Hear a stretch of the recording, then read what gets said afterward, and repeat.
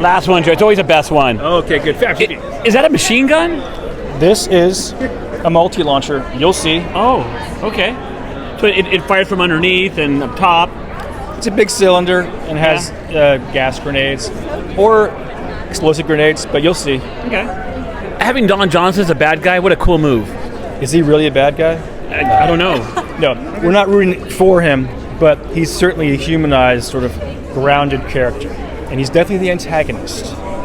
But as a writer, I have to play both sides. I gotta wear their shoes. I gotta speak from their inner voice. So I am neutral in that regard. Yeah, he's fun, isn't he?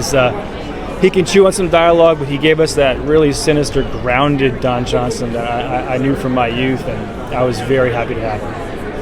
I come from the stunt world. Oh, cool. So when a director, sometimes I feel like there's a lot of takes. Like, God, you want to do it again? We're going to do it again. I'm like, ow, it starts to hurt. When do you feel like it's like, you got it? So regarding stunts, it depends. If it's dangerous, I would like to get 2. So there's a choice in the edit room. Sometimes, with Aaron doing some of his own fighting, we were very, precise with the camera moves and with his eye line and his intensity. If the camera's 2 inches off axis, it doesn't work. So I'd run 12 takes sometimes. When it comes to danger and actually getting, stunts in there and people hitting the ground or whatever they're hitting, if I have a choice, I'm a lucky man. And having all these guns on set, how's that feel like and be with all these type of guns on the set? So the film explores sort of militarization and weapons. We definitely lean towards the non-lethal variety, but there are certainly weapons on set, and we treat that very seriously, and safety is the utmost concern. And it certainly works for us as far as the veracity and what we're able to achieve. But there's a lot of reverence around it, and safety conversations are the first and foremost part of that process.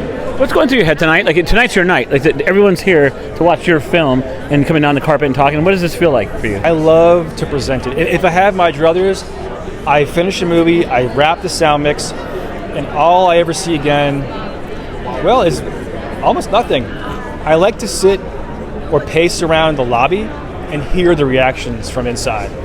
I love the audience feedback, but I get so nervous, I've put everything I can into the film, and I can do no more.